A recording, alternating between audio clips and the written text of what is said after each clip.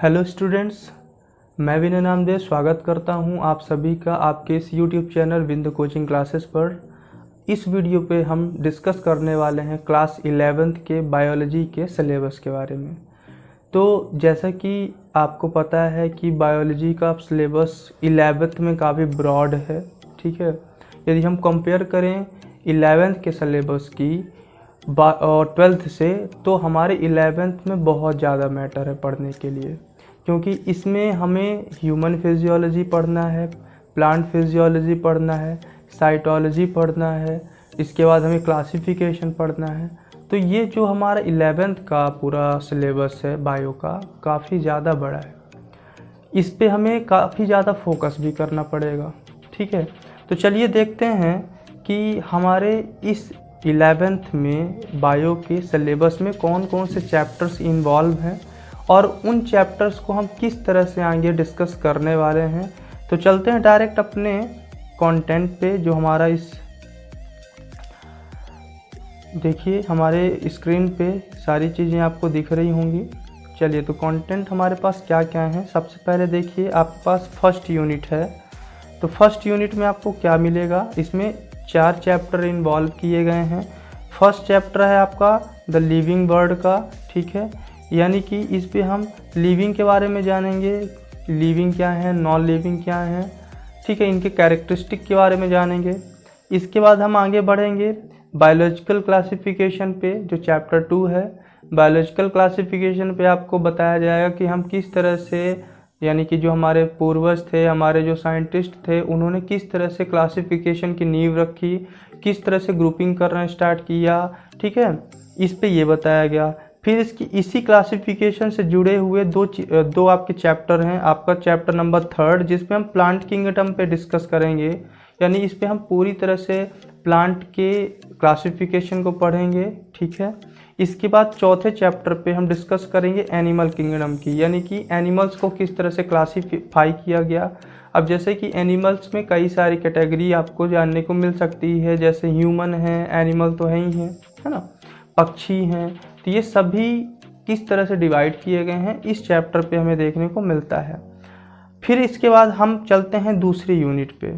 जो दूसरी यूनिट है, इस यूनिट का नाम है structural organisation in plants and animals.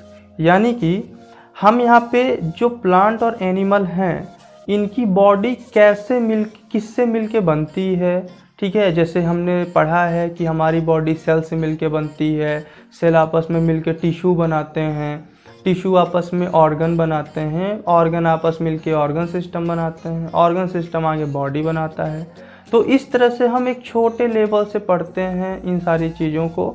तो इस पे देखिए इस यूनिट के अंतर्गत हमें क्या क्या चीज़ें पढ़ने को मिलेंगी। तो सबसे पहला है चैप्टर नंबर 5। इस पे हम डिस्कस करेंगे मॉर्फोलॉजी ऑफ फ्लावरिंग प्लांट्स।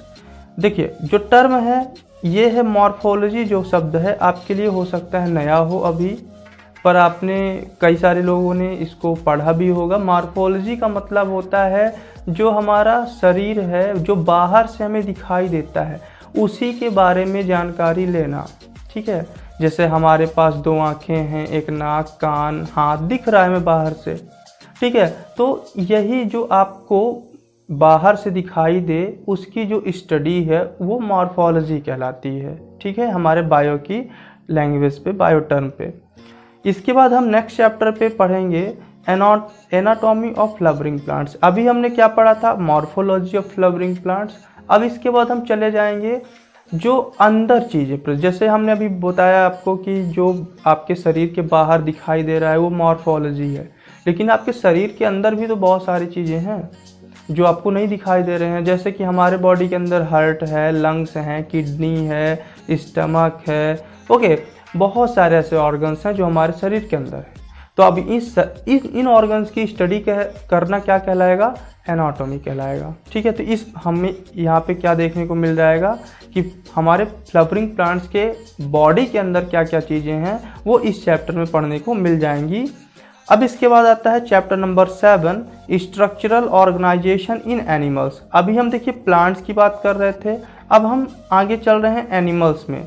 तो अब हमारे एनिमल्स का जो शरीर होता है, यानी कि किस तरह से बना हुआ होता है, इसकी डिस्कसिंग हम चैप्टर नंबर 7 में करेंगे। ठीक है, तो जर्नल्स की बात बताऊं तो इस चैप्टर पे आपको टिश्यू के बारे में पढ़ने को मिलेगा। बेसिकली टिश्यू क्या होते हैं, कितने प्रकार के होते हैं, मोरॉन जो भी है। ठीक है, इसके बाद हम चलते हैं अपने यूनिट नेक्स्ट पे, यूनिट थर्ड। यूनिट थर्ड का नाम है हमारे सेल स्ट्रक्चर एंड फंक्शन। ठीक है, यानी टोटल हम सेल के बारे में पढ़ने वाले हैं इस यूनिट के अंतर्गत जो भी आएगा। तो चलिए देखें चैप्टर क्या क्या हमारे इस पे हैं। चैप्टर नंबर 8 दिया हुआ है जिसमें हम पढ़ेंगे cell the unit of life. आप जानते हैं कि हमारा जो जीवन है वो सेल से मिलकर ही बना है, इसीलिए सेल को क्या बोलते हैं हम, structural and functional unit of life बोलते हैं। चलिए, तो इस पे पूरी डिटेल आपको पढ़ने को मिलेगी यूनिट यानी सेल के बारे में इस चैप्टर पे। इसके बाद हम पढ़ेंगे नेक्स्ट जो चैप्टर है वो है बायोमोलिक्यूल्स। बायोमोलिक्यूल्स क्या होते हैं? बायोमोलिक्यूल्स जर्नली मैं बताऊं जिसके मिलने से आपका सेल बनता है, जैसे कि carbohydrate, protein, vitamins, fat, minerals, ये सारे क्या कहलाएंगे यहाँ पे? बायोमोलिक्यूल्स कहलाएंगे।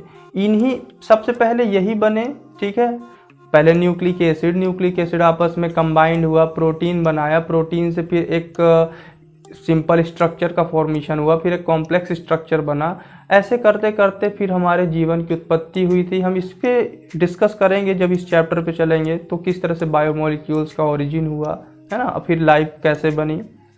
इसके बाद हम चैप्टर नंबर 10 पे डिस्कस करने वाले हैं cell cycle and cell division की।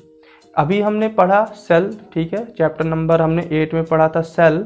अब चैप्टर नंबर 10 में हम पढ़ने वाले हैं सेल साइकिल, कि हमारी सेल किस तरह से डिवाइड होती है और एक सेल से 2 सेल, 2 से 4 सेल, 4 से 8 सेल बनती हैं, और इस तरह से यहाँ डिवाइड होते होते एक ऑर्गन बनता है, और आगे चल के वो ऑर्गन एक सिस्टमेटिक फॉर्म पे एक ऑर्गन सिस्टम का फॉर्मेशन करता है। सारी चीज़ें ये यहाँ से कनेक्ट होती हैं। चलिए अब हम आगे बढ़ते हैं नेक्स्ट यूनिट पे। यूनिट नंबर जो है हमारी 4th। इस 4th यूनिट पे आपको देखने को क्या मिल रहा है, देखिए इसका नाम ही क्या है, प्लांट फिजियोलॉजी। अच्छा, फिजियोलॉजी का मतलब क्या होता है? फिजियोलॉजी का मतलब ये समझ लीजिए कि हम उस जो भी आपका प्लांट हो या एनिमल हो, तो यदि फिजियोलॉजी जोड़ दिया जाए तो वहाँ पे उसका आपका क्या हो जाएगा, एनाटॉमी भी हो जाएगा और मॉर्फोलॉजी भी हो जाएगी। यानी कि अंदर और बाहर सारी चीज़ें इस पे इन्वॉल्व हो जाएंगी, तब ये मॉर्फोलॉजी कहलाएगा। ठीक है, तो फिजियोलॉजी कहलाएगा। तो यहाँ पे हम डिस्कस करेंगे इस यूनिट में टोटल 1 2 3 4 5 चैप्टर्स यहाँ पे डिस्कस करने वाले हैं। तो सबसे पहले जो पहला चैप्टर है इस यूनिट का, यानी 11 नंबर जो हमारा दिया गया है चैप्टर, वो है ट्रांसपोर्ट इन प्लांट्स। आप बताइए, आप सोचिए कि जो प्लांट्स होते हैं कितने बड़े बड़े होते हैं, और भूमि क्या जो ज़मीन का पानी है वो किस तरह से रूट के माध्यम से उसके ऊपर तक, जो हमारी प्लांट की जो टॉप पार्ट है वहाँ तक उस वाटर को कैसे पहुँचाया जाता होगा, ज़रा सोचिए। तो ये सारी चीज़ों को हम इस चैप्टर के अंतर्गत पढ़ने वाले हैं कि किस तरह से प्लांट में मिनरल्स का, वाटर का, फूड मटेरियल्स का ट्रांसफॉर्मेशन यानी कि ट्रांसलोकेशन होता है, या ऐसे बोल सकते हैं कि एक पार्ट से दूसरे पार्ट तक ये कैसे ट्रांसलोकेट होते हैं, जाते हैं। ये सारी चीज़ें हमें पढ़ने को मिलेंगी। फिर इसके बाद नेक्स्ट चैप्टर है चैप्टर नंबर 12। तो इस पर हम डिस्कस करेंगे मिनरल न्यूट्रिशन की। तो मिनरल न्यूट्रिशन का मतलब यहाँ पे है कि जो प्लांट के लिए रिक्वायर्ड मटेरियल्स हैं, यानी कि जितने प्रकार के मिनरल्स हैं, माइक्रो न्यूट्रिएंट्स या ऐसा बोल सकते हैं माइक्रो एलिमेंट्स, ठीक है, और माइक्रो एलिमेंट्स, तो इसमें जितने भी प्रकार के एलिमेंट्स की ज़रूरत होती है वो सभी की जानकारी हमें इस चैप्टर पे पढ़ने को मिलेगी, और वो भी किसके लिए, प्लांट्स के लिए। फिर इसके बाद आता है चैप्टर नंबर 13। तो चैप्टर नंबर 13 की यदि हम बात करें तो यहाँ पे हम पढ़ेंगे फोटोसिंथेसिस इन हायर प्लांट्स। बहुत इंपॉर्टेंट चैप्टर है, इसका वेटेज हमारे एग्ज़ाम पे बहुत ज़्यादा होता है, साथ ही साथ कॉम्पिटिटिव एग्ज़ाम पे भी इस चैप्टर से कई सारे क्वेश्चंस किए जाते हैं, और ये चैप्टर बहुत ही बढ़िया है, पढ़ने में बहुत मज़ा आता है। ठीक है, यदि आपने इसको स्टार्टिंग से बेसिक समझना चालू कर दिया तो ये बहुत बढ़िया टॉपिक है, एक स्कोरिंग चैप्टर भी है। ठीक है, और फोटोसिंथेसिस जर्नली अब 5th क्लास से पढ़ने लगते हैं कि इसमें क्या होता है, कहाँ पे होती है फोटोसिंथेसिस, ऑल ऑफ ये सारी चीज़ें, ये सारी जानकारियाँ आपको मिल जाती हैं। इसके बाद हम नेक्स्ट चैप्टर पे पढ़ेंगे, चैप्टर नंबर 14 पे रेस्पिरेशन इन प्लांट्स, यानी कि रेस्पिरेशन क्या होता है।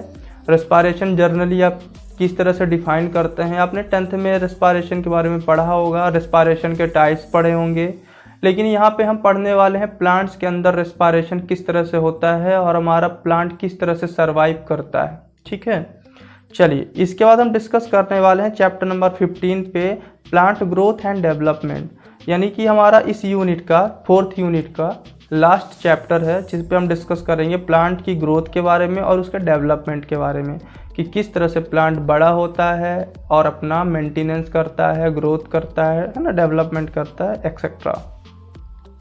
अब हम बढ़ते हैं अपने लास्ट यूनिट में, और ये लास्ट यूनिट इस पूरे चैप्टर, जितने भी चैप्टर बताए गए हैं, इन चैप्टर्स को निकाल दें तो ये सबसे ब्रॉड यूनिट कहला सकती है हमारे पास। ठीक है, ब्रॉड इसलिए कहा जा रहा है क्योंकि हमारे शरीर का जितना भी सिस्टम है उसका लगभग सभी सिस्टम यहाँ पे दिए गए हैं, सिवाय रिप्रोडक्टिव सिस्टम के। रिप्रोडक्टिव सिस्टम यहाँ पे नहीं दिया गया है, वो हमारे क्लास 12th का सिलेबस हो जाता है। तो यहाँ पे देखिए हमारे शरीर से रिलेटेड कितने प्रकार के सिस्टम इस यूनिट में दिए गए हैं, क्योंकि इस यूनिट का नाम क्या है, देखिए ह्यूमन फिजियोलॉजी। ठीक है, यानी कि ह्यूमन के बॉडी पे क्या क्या चीज़ें हैं, कौन कौन से सिस्टम हैं, ऑर्गन हैं, इन सब की डिटेल स्टडी इस यूनिट में हमें करने को मिल जाएगी। तो देखिए पहला जो आपका चैप्टर नंबर 16 है इस यूनिट का, तो उस पर हम डिस्कस करेंगे डाइजेशन एंड एब्जॉर्प्शन की, यानी कि हमारे बॉडी पे जो डाइजेशन होता है डाइजेस्टिव सिस्टम की मदद से, वो किस तरह से होता है, डाइजेस्टिव सिस्टम के बारे में पढ़ने को मिलेगा, इससे रिलेटेड ऑर्गन्स के बारे में पढ़ने को मिलेगा। ठीक है, चलिए इसके बाद चैप्टर नंबर 17 की डिस्कसिंग करें तो इसमें breathing and exchange of gases, तो यहाँ पे हम किस तरह से सांस लेते हैं, सांस छोड़ते हैं, और साथ में हमारा ये जो एक्सचेंज है गैसेस का वो कहाँ पे होता है, किस तरह से होता है। तो सिंपल सी बात, ये जुड़ा हुआ है रेस्पिरेटरी सिस्टम से, तो हमें रेस्पिरेटरी सिस्टम पढ़ना पड़ेगा। ठीक है, इस चैप्टर पे। इसके बाद चैप्टर नंबर 18 जो है, चैप्टर नंबर 18 पे हमें पढ़ने को मिलता है बॉडी फ्लूइड्स एंड सर्कुलेशन। तो देखिए बॉडी फ्लूइड्स क्या है, बॉडी फ्लूइड्स है हमारे बॉडी पे ब्लड। ठीक है, तो ब्लड किस तरह से फ्लो होता है एक पार्ट से दूसरे पार्ट में, इसके लिए कौन सा ऑर्गन सबसे ज़्यादा रिस्पॉन्सिबल होता है, यानी कि जो हमारा हार्ट है वो मेन क्या होता है, काम करता है, ब्लड को सर्कुलेट करता है एक पार्ट से दूसरे पार्ट में। ठीक है, और इसी से जुड़े हमारे जो आर्टरी और वेन है ये भी इसी में पार्टिसिपेट करते हैं सर्कुलेशन करने में। तो यहाँ पे हम सिंपल सी बात इस चैप्टर में हम पढ़ने वाले हैं सर्कुलेटरी सिस्टम को। ठीक है, चलिए तो सर्कुलेटरी सिस्टम से जुड़े हुए जितने भी ऑर्गन होंगे उनके भी डिस्कसिंग हम इस चैप्टर में करेंगे। चलते हैं अगले वाले चैप्टर पे, चैप्टर नंबर 19। चैप्टर नंबर 19 पे आपको पढ़ने को मिलेगा excretory products and there elimination, यानी हमारे बॉडी के जो भी वेस्ट मटेरियल्स होते हैं वो किस तरह से बॉडी से रिमूव किए जाते हैं। ठीक है, सेपरेट किए जाते हैं, उसके लिए कौन सा सिस्टम हमारे बॉडी पे होता है। तो यहाँ पे जैसे नाम से ही जुड़ा हुआ है एक्सक्रीटरी, तो यहाँ पे जो हमारा सिस्टम हो जाएगा वो हो जाएगा एक्सक्रीटरी सिस्टम, और इसका जो मेन ऑर्गन है वो है किडनी। ठीक है, हम किडनी और पूरे सिस्टम के बारे में डिस्कस करेंगे, किडनी के साथ में जो भी इसमें और भी ऑर्गन्स इन्वॉल्व होते हैं वो भी डिस्कस इस पे किए जाएंगे आपके साथ में। इसके बाद चलते हैं चैप्टर नंबर 20 में। चैप्टर नंबर 20 है जिसका नाम है लोकोमोशन एंड मूवमेंट। तो लोकोमोशन का मतलब क्या हो रहा है, मूवमेंट का मतलब क्या हो रहा है, यानी कि हम एक जगह से दूसरे जगह पे चले जाते हैं। ठीक है, तो ये जो सिस्टम है हमारे बॉडी पे वो किससे रिलेट कर रहा है, हमारे एक्सक्लेटल सिस्टम से, यानी कि जो हमारा कंकाल तंत्र है, हड्डियों का बना हुआ जो ढांचा है। ठीक है, यही हमारी मेन हेल्प करता है लोकोमोशन करने में। यदि ये ना होता, यदि हमारे शरीर में बोन्स नहीं होती तो हम शायद इस तरह से नहीं दिखते जैसे अभी दिख रहे हैं, हमारा स्ट्रक्चर हो सकता है इस तरह से ना होता। ठीक है, रीज़न है कि जब हमारे अंदर कोई ऐसी मजबूत चीज़ सपोर्ट करने के लिए होती ही नहीं तो किस तरह से हमारी ये सारी बॉडी खड़ी हो पाती है ना। तो इस चैप्टर पे हम डिस्कस करने वाले हैं कंकाल तंत्र यानी एक्सक्लेटल सिस्टम के बारे में। चलिए इसके बाद हम बात करते हैं चैप्टर नंबर 21 की। चैप्टर नंबर 21 पे हम डिस्कस करने वाले हैं न्यूरल कंट्रोल एंड कोऑर्डिनेशन। यहाँ पे जो टर्म है न्यूरल कंट्रोल, तो आपने न्यूरॉन्स के बारे में पढ़ा होगा 10th में। तो न्यूरॉन्स से रिलेटेड है यहाँ पे नर्वस सिस्टम, यानी हमारे शरीर का जो नर्वस सिस्टम है, जिसे हिंदी में तंत्रिका तंत्र कहते हैं। तो इसमें जो इसमें से जुड़े हुए जो ऑर्गन्स हैं वो क्या है, ब्रेन है, ठीक है, ब्रेन आपको मिल जाएगा। और इसके साथ में जो आपकी रीढ़ की हड्डी जिसे आप कहते हैं स्पाइनल कॉर्ड उसके अंदर होती है, तो इससे जुड़ा हुआ हमें मिल जाएगा, ठीक है। और हमें नर्व सेल के बारे में पढ़ने को इसमें डिटेल्स मिलेगा कि कैसे सिग्नल हमारे बॉडी में ट्रांसमिट होते हैं, एक पार्ट से दूसरे पार्ट में कितना फास्ट पहुंच जाते हैं। आप सोचिए कि आपकी आंखों की ओर आने वाला कोई भी कीड़ा आ रहा हो तो आपकी आंखें कितना जल्दी बंद हो जाती हैं, ठीक है। यदि कहीं पे आग लगी हो और आपका गलती से आपका हाथ वहाँ पे टच हो जाए तो आप कितना जल्दी हाथ वहाँ से हटा लेते हैं। तो ये एक बार आपको सोचने में समय लग जाएगा कि हाँ ये कैसे हो सकता है, लेकिन ये ऐसा ही होता है, ठीक है।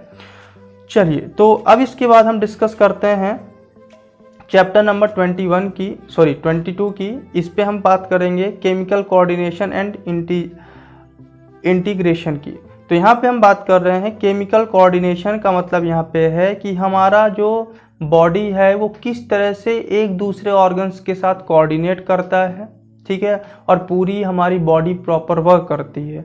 तो इस चैप्टर पे हमें ये सारी चीज़ें, हमारे बॉडी के अंदर की जो पावर्स हैं वो किस तरह से हैं, ये पढ़ने को हमें मिल जाएगा। तो ओवरऑल ये सारे चैप्टर्स आपके इस 11th क्लास में दिए गए हैं, ये हमारा सिलेबस है। यदि इन सारे चैप्टर्स को एक बार आप अच्छे से पढ़ लेते हैं, समझ लेते हैं, तो ये मान लीजिए कि बायो का आपका मैक्सिमम कोर्स कंप्लीट हो जाता है यहाँ से। क्लास 12th में आपको बहुत कम चीज़ें पढ़ने को मिलेंगी, ऐसा नहीं मिलेगा, ठीक है, बट ये जो है आपका 11th, इसको लाइटली मत लीजिएगा। ये सबसे ज़्यादा वेटेज रखता है आपके लाइफ में आने वाले एग्ज़ाम्स में, चाहे वो बोर्ड का एग्ज़ाम दें आप, चाहे वो आप कॉम्पिटिटिव एग्ज़ाम पे चले जाएं, जैसे कि नीट यदि आपको देना होगा, तो ये 11th का सिलेबस ही सबसे ज़्यादा सिलेबस है आपके लिए अभी। तो आई होप ये वीडियो आपके लिए इन्फॉर्मेटिव हो, और यदि आपको कहीं पे भी इस वीडियो पे डाउट हो, कुछ भी ऐसा लग रहा हो, तो आप हमें कमेंट करके बता सकते हैं। अब हम अगली वीडियो से आपके लिए चैप्टर्स की वीडियो बनाने स्टार्ट करेंगे। जो भी हमारे चैप्टर्स होंगे उस पर हम डिस्कस करेंगे 1 बाय 1, ठीक है। तो इसी के साथ हम यहाँ पे अपने इस टॉपिक को आज ख़त्म करेंगे। यदि आपने अभी तक हमारे चैनल को सब्सक्राइब नहीं किया हो तो सब्सक्राइब कर लीजिए और बेल आइकन को प्रेस कर लीजिए। जैसे ही हम नई वीडियो अपलोड करेंगे तो उसकी नोटिफिकेशन आपको तुरंत मिल जाएगी। Thank you.